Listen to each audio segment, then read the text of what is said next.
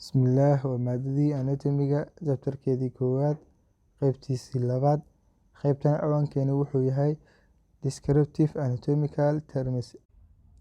Erebixneedyaasha tilmaameed ee maadada anatomiga ay leedahay aan ku baranaynaa. Maanta waxaan kaga hadli doonaa qaybtan ilaa iyo labo qodob oo waaweyn. Qodobka koowaad oo ah term related to position, erebixneedyaasha la xiriiro positionka ama booska. Waxaan kaga hadli doonaa median or mid sagittal plane wax la dhaho, sagittal or parasagittal plane wax la dhaho, coronal or frontal plane wax la dhaho, horizontal or transverse plane wax la dhaho. Kaga hadli doonaa qodobkaas koowaad. Qodobka labaad oo ah term related to movement, erebixneedyaasha la xiriira dhaqdhaqaaqa. Waxaan ku baran doonaa wax la dhaho flexion, extension iyo dorsiflexion. Insha Allah taala hadeen hore u sii galno. Understanding the term used for describing the structures in different regions of the body is essential for the student. Waxaa la dhahay ardayga waxaa laga rabaa oo muhiim u ah inuu fahmo erebixneedyaasha loo isticmaalo qaab dhismeedyaasha kala duwan oo jirka uu ka kooban yahay. Sidoo kale clinician also need this term so that the anatomical abnormalities found on a clinical examination of the patient can be accurately recorded. Sidoo kale waxaa lagu dhahay dhakhaatiirtu xitaa way u baahan yihiin erebixneedyaashan si ay ugu diiwaangeliyaan cilladaha bukaanka laga helay. Haddii aan usoo galno qodobkeeni koowaad oo ahaa term related to position, erebixneedyaasha la xiriiro positionada. Intaan u galno erebixneedyaashaas aan arkin waxaa muhiim ah inaan isla fahanno anatomical position waxa la dhaho. Horta waxaa la dhahaa tilmaamayaasha oo dhan jirka uu leeyahay waxaa aas u ah qiyaas qaadashada qofka istaagan, kaasoo gacmihiisa calacalahooda hore u jeedaan ayaa waxaa loo yaqaanaa anatomical position. Haddaan hore usii galno erebixneedka koowaad waxaa loo yaqaanaa mid sagittal plane ama medial plane. Medial plane waxaa la dhahaa linkan yelowga kaasoo jirka kala bartamihiisa marayo, jirkana u qaybinayo laba dhinac oo isku mid ah. Sidoo kale erebixneedkeena labaad sagittal plane waa linkan guduudka kaasoo la barbar socdo mid sagittal plane kaasoo jirka u kala qaybinayo si aan isla ekayn. Waxaa kale loo yaqaanaa parasagittal plane. Erebixneedkeena saddexaad waxaa loo yaqaanaa frontal or coronal plane. Sida sawirkan kaga muuqato waa linkan jirka u kala barayo qeyb hore iyo qeyb gadaal. Sidoo kale erebixneedkeena saddexaad waxaa loo yaqaanaa transverse or horizontal plane. Waa linkan kala bartamaha goonayo kaasoo jirka u kala qaybinayo qeyb sareyso iyo qeyb hooseyso. Erebixneedyaasha kale waxaa ka mid ah inferior or caudal. Waxaa la dhahaa inferior qeybtan hoose ee jirka. Sidoo kale superior or cranial waxaa la dhahaa qeybta sare ee jirka. Erebixneedkeena kale waxaa ka mid ah anterior oo la dhaho wajahada hore ee jirka. Sidoo kale posterior waxaa la dhahaa or dorsal waxaa la dhahaa qeybta gadaal ee jirka. Sidoo kale erebixneedyaashan kale waxaa ka mid ah proximal waxaa la dhahaa qeybtan sare ee jirka sida falaarta muujinayso kaasoo gacmaha ka bilowda ilaa madaxa ayaa waxaa la dhahaa proximal. Sidoo kale distal waxaa la dhahaa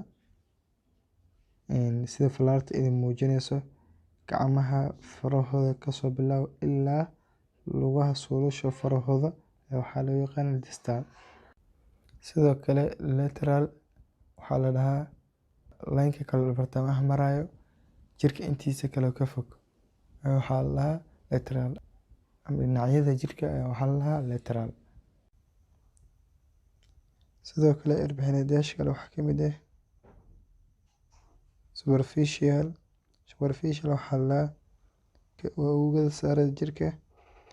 Sidoo kale erebixneedka kale waxaa ka mid ah dib waxaa la dhahaa waa xubnayaasha ama qaab dhismeedyaasha gudaha jirka. Sidoo kale erebixneedyaasha kale waxaa ka mid ah palmar waxaa la dhahaa calaacasha. Sidoo kale dorsum waxaa la dhahaa gacanta gadaasheeda. Cirbaxineedka kale external waxaa la dhahaa qaybta banaanka usoo baxsan ee jirka. Internal waxaa la dhahaa qaybta gudaha ku jirta ee jirka.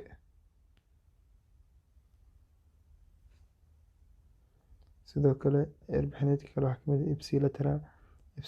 Waxaa la dhahaa markii hal dhinac la tilmaamayo ipsilateral la dhahaa. Saloonkii gacan oo kale isku mid ah ipsilateral la dhahaa. Cirbaxineedka kale waxaa kamid ah contralateral. Waxaa la dhahaa markii la tilmaamayo dhinacyo kala duwan, tusaale ahaan laba dhinac oo isku soo horjeeda, tusaale ahaan gacan iyo lug oo isdhaaf ah oo kale ayaa loo adeegsadaa. Cirbaxineedyashan kale waxaa kamid ah supine waa qofkii dhawr u jiifo. Paranoid waxaa waaye qofkii xabad u jiifo. Cirbaxineedkan kale waxaa kamid ah afferent fariin qaade. Sidoo kale efferent waxaa waaye fariin keene.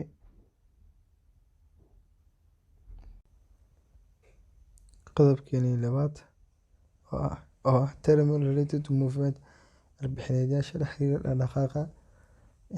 Flexion waxaa la dhahaa waa markii gacanta fidsan aad soo laabaysid ama wax walbo oo fidsan markaa laabaysid flexion la dhahaa. Gacan haday rabto ahaato, lug haday rabto ahaato, wax walbo oo fidsan markaa laabaysid waxaa la dhahaa flexion. Extension waxaa la dhahaa wax walbo laabsan inaad fidisid. Gacanta tusaale ahaan sawirkan gacantii laabaneed inaad fidisid waxaa la dhahaa extension. Sidoo kale dorsiflexion waxaa la dhahaa waa markii cagta dhanka dorsalka loo wareejinayo ama dhanka gadaal loo wareejinayo. Sidoo kale plantar flexion waxaa la dhahaa waa markii cagta calaacasha xaggeeda la aadinayo loo wareejinayo. Cirbaxineedkan kale waxaa kamid ah inversion waxaa la dhahaa markii cagta calaacasheeda banaanka la aadinayo ama banayo. Sidoo kale eversion waxaa la dhahaa waa markii sida toos dhankan kale la aadinayo loo wareejinayo. Sidoo kale rotation waxaa la dhahaa waa markii qofka qoortiisa oo kale labada dhan u jeesto. Sidoo kale lateral rotation waxaa la dhahaa tusaale ahaan lugtii ayuu dhanka banaanka u wareejiyay ama rotation u sameeyay ayaa la dhahaa. Medial rotation waxaa la dhahaa waa markii aad tusaale ahaan lugta aad u wareejisid ama aad aadisid ama u dhaqaajisid dhanka midline-ka ama kala bartamaha waxaa la dhahaa medial rotation. Sidoo kale abduction waxaa la dhahaa waa markii gacanta kor u qaadaysid. Adduction waxaa la dhahaa gacanta hoos u soo dhigaysid. Sidoo kale circumduction waxaa la dhahaa ama wareeg dhameystiran waaye. Sidoo kale cirbaxineedyashan kale waxaa kamid ah supination waxaa la dhahaa waa markii gacanta si dadban loo dhigo calaacasha si toos loo furo. Pronation waxaa la dhahaa gacantii saas loo gediyo qaybteeda gadaal kor loo soo mariyo, hore loo soo mariyo. Sidoo kale cirbaxineedkan kale waxaa kamid ah retraction waxaa la dhahaa waa markii qofka xabadka uu taagayo. Sidoo kale cirbaxineed kale waxaa kamid ah protraction waa markii qofka isu guda dhacsan yahay tuur uu leeyahay. Retraction waxaa la dhahaa qofka markuu garkiisa soo baxsan yahay. Retraction waxaa la dhahaa markuu qof garka uu ku laaban yahay.